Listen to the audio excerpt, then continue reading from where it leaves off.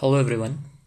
In this video, let us try to understand a design pattern that is nothing but repository design pattern. Now, if you see, my UI is directly dependent on my data access layer and my data access technology. My data access technology is entity framework. If tomorrow my data access technology changes, I need to change my UI as well. Say, I want to implement my data access technology in datasets. Then I need to rewrite my data access logic layer as well as my UI. So definitely, if we want to change data access technology, we need to rewrite data access layer, but it should not affect our UI. That means our UI should be independent of data access technology. So as of now, we can say that my UI and data access layer, they are tightly coupled. I want them to have a loosely coupled. Means what? Even if my data access technology changes, I need not to do any kind of change on my UI. To do that, I can create an interface called as repository and define some standard methods in it and implement those methods in data access layer itself and call those methods from UI, so that tomorrow if the implementation changes, I need not to do any kind of change in UI. Now let us see that practically. I'll just go to DAL data access layer. I'll right click and say add new item, and I'm going to add an interface first. I'll name it as I repository. I can name it anything. So let this interface be public. Now in this, I can define the methods I need. So anyway, in interface, all the methods are by default public and abstract. So I need to simply say get all. So I'm defining this method and its return type is IEnumerable.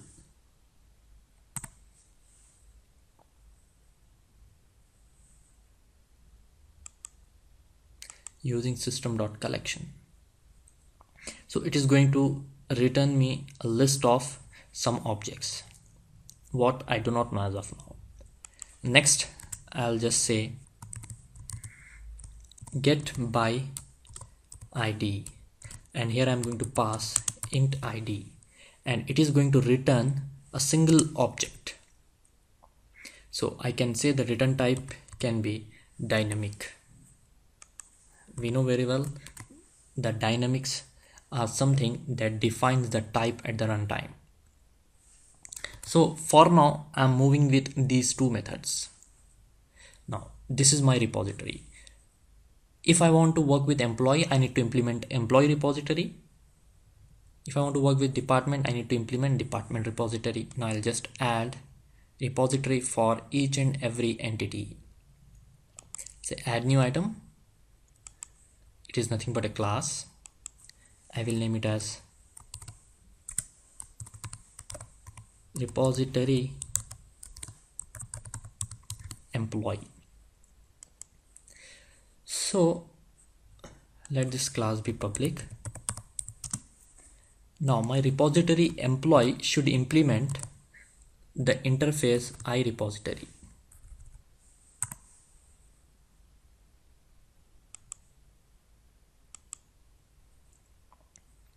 Now you can see that its return type is IEnumerable, and its return type is dynamic. I'm going to implement these two things.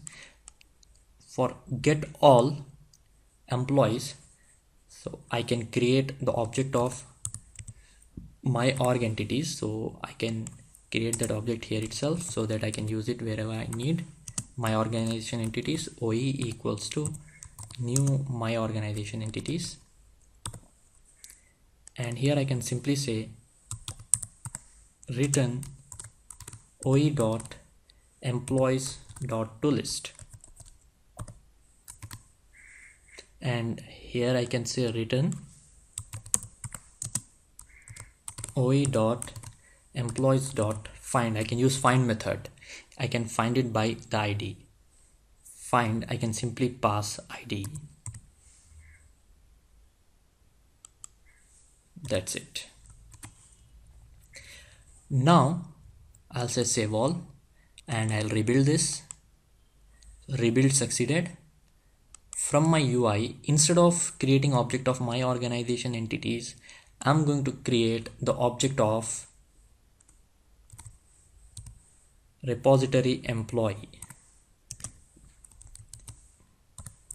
equals to new repository employee. Now I'll say where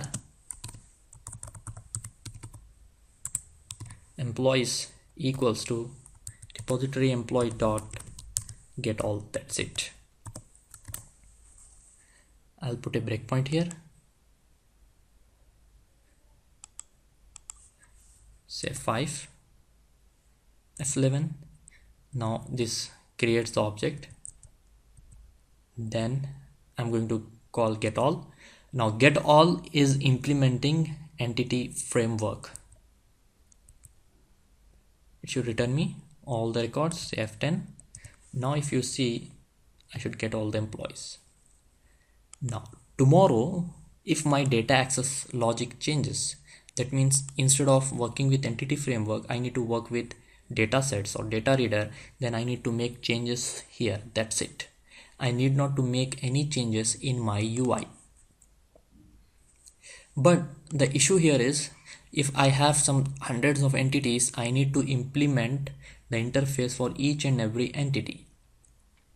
And I need to have separate classes. I say repository employee, repository department, repository person, so on.